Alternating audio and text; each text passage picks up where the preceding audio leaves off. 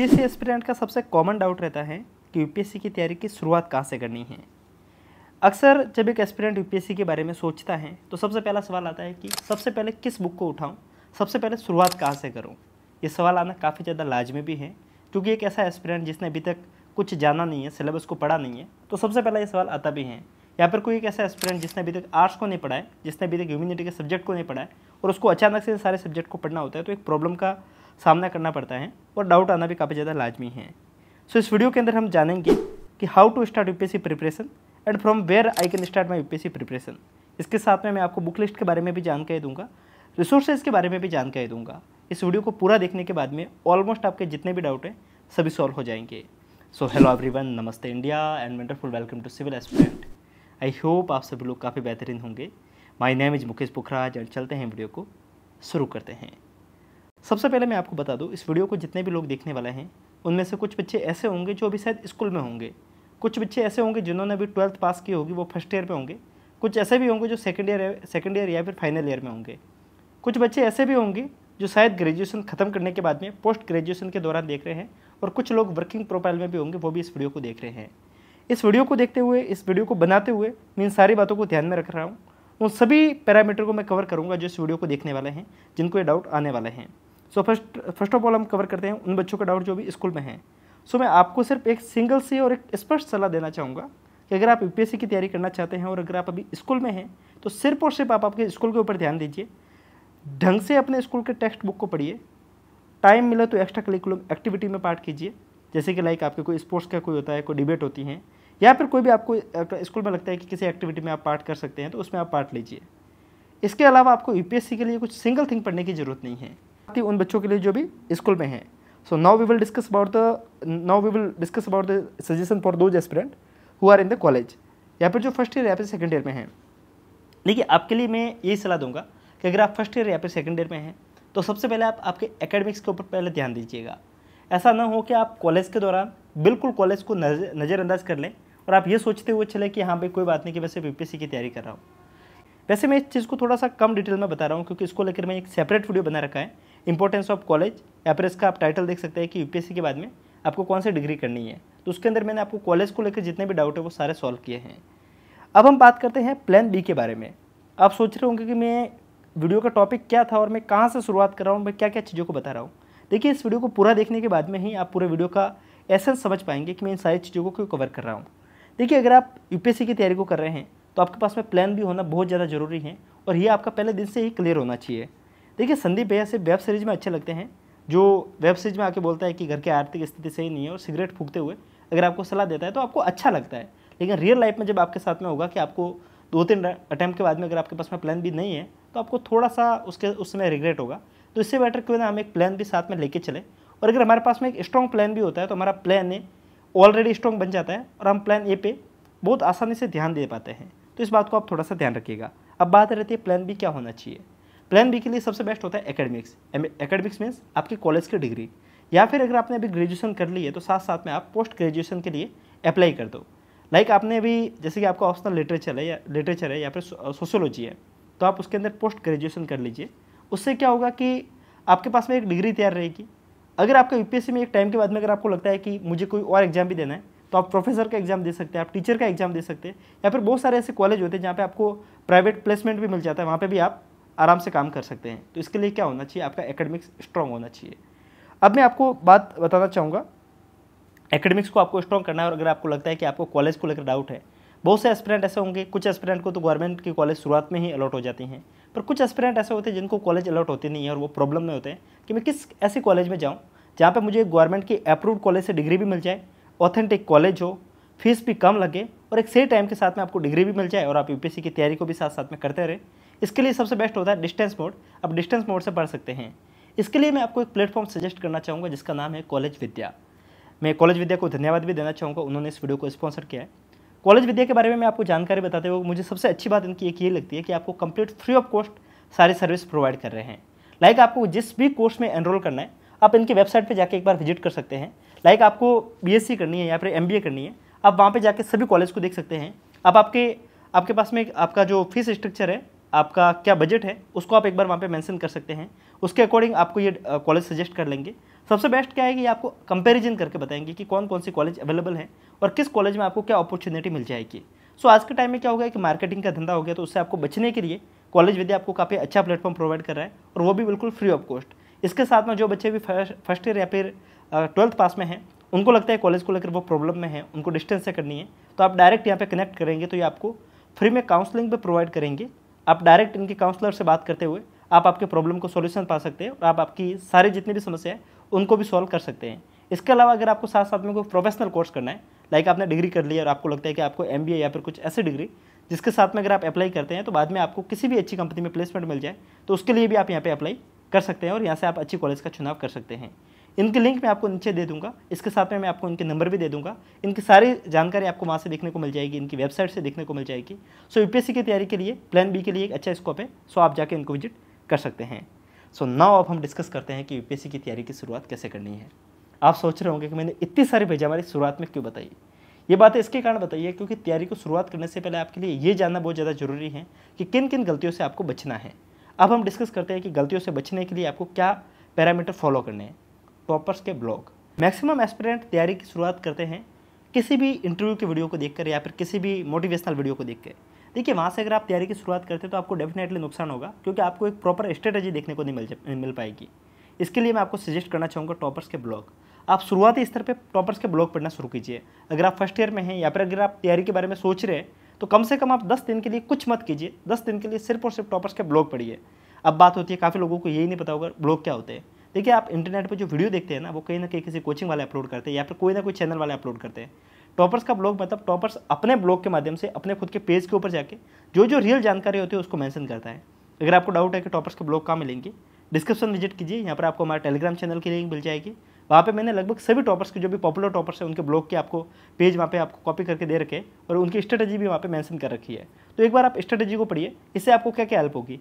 एक तो आपको बुक लिस्ट के लिए किसी और को ढूंढने की जरूरत नहीं है, क्योंकि टॉपर्स अपने ब्लॉग में सारे बुक लिस्ट को मेंशन करते हैं। तो अगर आप 10-15 ब्लॉग पढ़ लेंगे तो आपको एक कॉमन बुक लिस्ट समझ में आ जाएगी। इसके साथ में जो स्ट्रेटजी में जो जो बातों को ध्यान में रखना है उसके बारे में जानकारी मिल जाएगी। सो सबसे पहला काम करना है टॉपर्स के ब्लॉग पढ़ना। तैयारी की शुरुआत करने का सबसे बेस्ट पैरामीटर ये होता है। So now we will discuss कि हमें किस पैरामीटर को फॉलो करना है UPSC की तैयारी को शुरू करने से पहले। सो वीडियो का रियल एसेंस अभी से शुरू हो रहा है, क्योंकि अभी तक मैंने आपको जो भी जानकारी बताई है, आपको काफ़ी लोगों को लग रहा होगा कि मैंने एकदम पूरा आपको बोर कर दिया है, या फिर आपको लग रहा होगा कि मैंने सारी जानकारी क्यों बताई है। इन जानकारी की उतनी ही ज़्यादा वैल्यू है जितनी आप अब जानने वाले हैं। तैयारी की शुरुआत करने के लिए सबसे इंपॉर्टेंट पैरामीटर हमारे पास में होता है, वो होता है NCERT। देखिए, आप में से बहुत से एस्पिरेंट ऐसे मुझे सवाल करते हैं कि मैं सबसे पहले किस बुक को उठाऊँ। आप कुछ मत कीजिए, मार्केट जाइए, किसी एक सब्जेक्ट के NCERT को उठाइए। अब काफ़ी एस्पिरेंट का सवाल होगा कि मैं किस NCERT को उठाऊँ। देखिए, अगर आपने थोड़ा बहुत अगर आपको नॉलेज है BA का वगैरह, तो आप किसी भी सब्जेक्ट को उठा सकते हैं। तो उसके लिए तो मैं हमेशा यूजली सजेस्ट करता हूँ कि आप पॉलिटी की उठा लो और साथ में आप एक थोड़ी सी बोरिंग सब्जेक्ट को उठा लो। लाइक पॉलिटी एक इंटरेस्टिंग सब्जेक्ट है तो साथ में आप हिस्ट्री को उठा लो, आप इकोनॉमी को उठा लो तो साथ में ज्योग्राफी को उठा लो। तो आप इस हिसाब से पैरामीटर बना सकते हैं। लेकिन अगर आपको कुछ भी नॉलेज नहीं है तो मैं आपको हमेशा सजेस्ट करूँगा कि आप सिर्फ हिस्ट्री के NCERT के साथ में शुरू कीजिए। उससे हेल्प ये होगी कि हिस्ट्री थोड़ी सी आपको क्या होता है कि आप स्टोरी के माध्यम से पढ़ते हैं तो आपको थोड़ी थोड़ी चीज़ें समझ में आने लगती है। और NCERT को क्लास 6 से उठाइए या फिर क्लास 12 से उठाइए। इसको लेकर मैंने आपको एक वीडियो बना के दे रखा है कि NCERT को कैसे पढ़ना है, किन एस्पिरेंट को कौन सी स्ट्रेटजी फॉलो करनी चाहिए। उसके लिए मैंने एक सेपरेट वीडियो बना रखा है, कम से कम 15-20 मिनट में उस जानकारी को मैंने डिटेल में बताया है। तो उसके लिए आप एक बार उस वीडियो को विजिट कीजिए ताकि आपको NCERT को कैसे पढ़ना है आपको समझ में आ जाएगा। एक सवाल यहीं पर रहता है कि कौन कौन सी NCERT पढ़नी है और किन किन NCERT को स्किप करना है। सो मैं आपको एक कंप्लीट आपको मोटे मोटे तौर पर बताता हूँ। हिस्ट्री के लिए आपको कंप्लीट NCERT पढ़नी है क्लास 6 से लेकर क्लास 12 तक। क्यों? क्योंकि हिस्ट्री एकमात्र ऐसा सब्जेक्ट है जहाँ पर आपको डायरेक्ट प्रीलिम्स में क्वेश्चंस देखने को मिल जाएंगे NCERT से। सो आपको एक तो हिस्ट्री से पढ़ने हैं और हिस्ट्री के लिए आपको ओल्ड NCERT भी पढ़नी होगी। इसको लेकर मैंने एक वीडियो बना रखा है हिस्ट्री वाला सेगमेंट को लेकर, उसको आप देखिएगा, आपको समझ में आ जाएगा। Now we will discuss second जो NCERT जो सबसे इंपॉर्टेंट है वो है ज्योग्राफी। ज्योग्राफी और हिस्ट्री ये दो सब्जेक्ट ऐसे हैं जिनके लिए आपको 6 से लेकर 12 तक के NCERT पढ़ना मैंडेटरी है।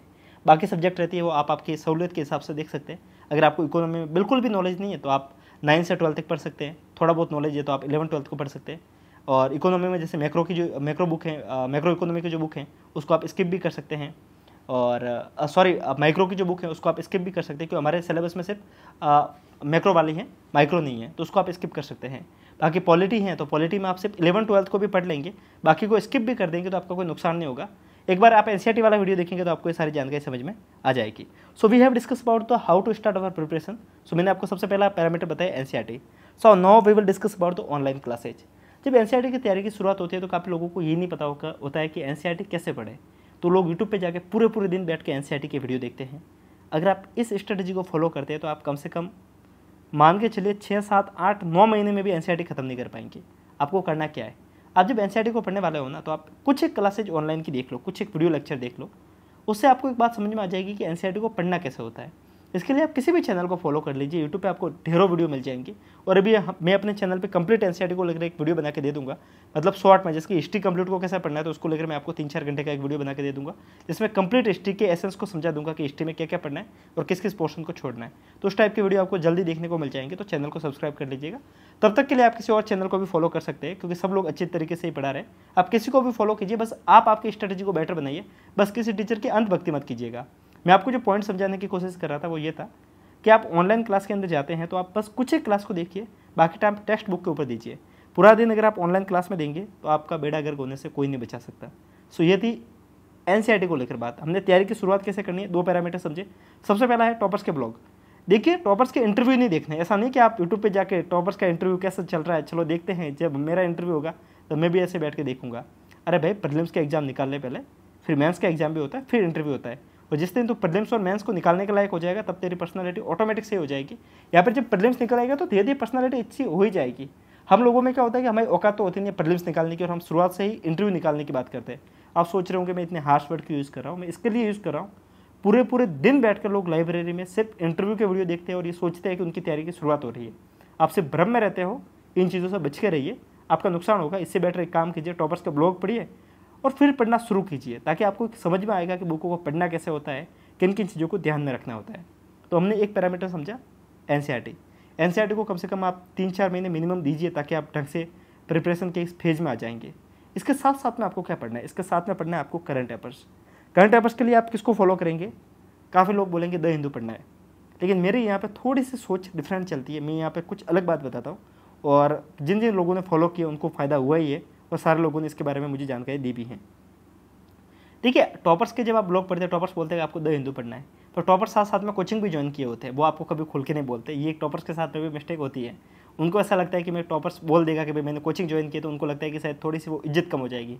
एक वो होता है ना कि बिना कोचिंग के निकाला, सारे झूठ बोलते हैं। मैं ये नहीं कह रहा हूँ कि सारे कोचिंग करते हैं, पर सारे लोग कहीं ना कहीं से हेल्प लेते हैं, पर वो सब लोग झूठ बोलते हैं। जैसे कि आप इस वीडियो को देख रहे हैं तो आपको हेल्प हो ही रही है।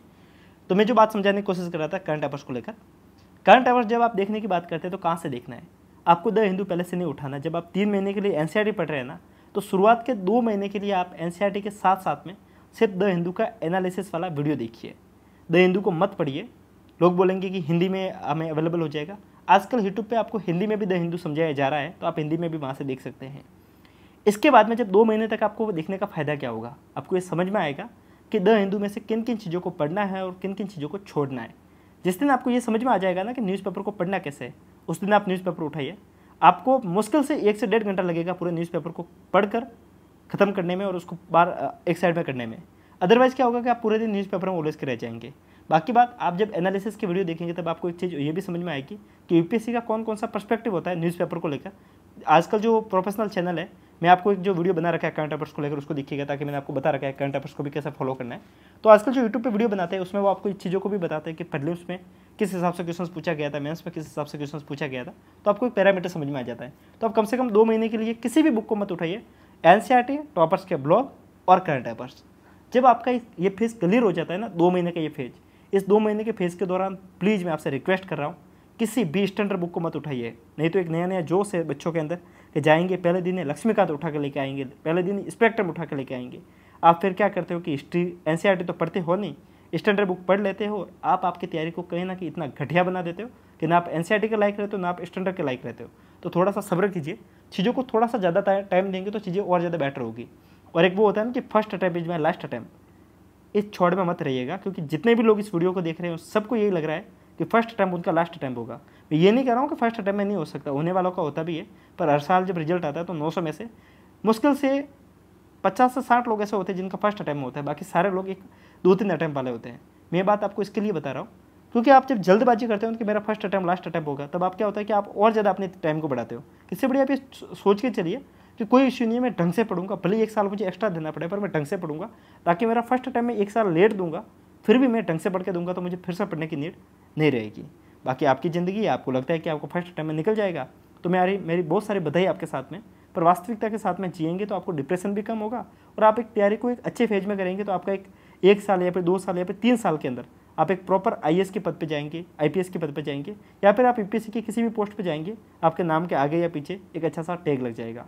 मैं आपको इसी मोटिवेशनल टैग के साथ में इस वीडियो को खत्म करना चाहूँगा। स्टैंडर्ड बुक को लेकर मैंने आपको बात बता दी है। बाकी बात रहती है कि कौन कौन से स्टैंडर्ड बुक पढ़नी रहती है, ये सवाल रहता है बच्चों का, रिसोर्सेज को लेकर सवाल रहता है। यहाँ तक कि उन्होंने शुरुआत की नहीं है, फिर भी जैसे आप ब्लॉग पढ़ेंगे तो आपको इसके बारे में जानकारी मिल जाएगी।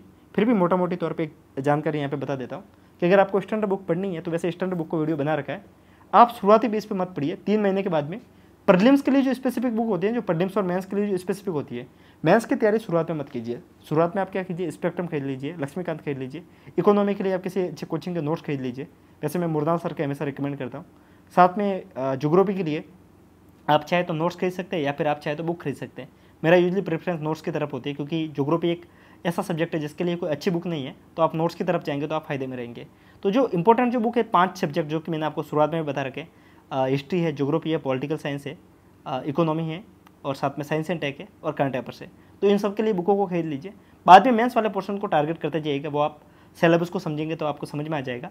सिलेबस को लेकर इसके बाद में नेक्स्ट में वीडियो डाल दूंगा कि कैसा सिलेबस को टारगेट करना है। तो इस टाइप की सीरीज़ के लिए आप चैनल के साथ में जुड़े रहिए। वीडियो कैसा लगा आप कमेंट करके बताइएगा। आपकी जो मनोदशा है आप मुझे इंस्टाग्राम पे आके बताइए। देखिए मैं आपसे इतनी रिक्वेस्ट करता हूँ कि मैं आपको सारी जानकारी ऑनेस्टी के साथ में बताता हूँ, तो आप इंस्टाग्राम पे आके आप मुझे विजिट कर सकते हैं और बता सकते हैं कि आपको वीडियो कैसा लग रहा है। बाकी आप कॉलेज विद्या को फॉलो कीजिएगा। अगर आपको किसी भी कॉलेज को लेकर कोई डाउट है तो आप उसको फॉलो कर सकते हैं। सो मिलते हैं, तब तक के लिए हंसते रहिए, मुस्कुराते रहिए, साथ साथ में पढ़ते भी रहिए। किसी और दिन, किसी और रोज़, किसी और टॉपिक के साथ में फिर मिलते हैं। तब तक के लिए जय हिंद।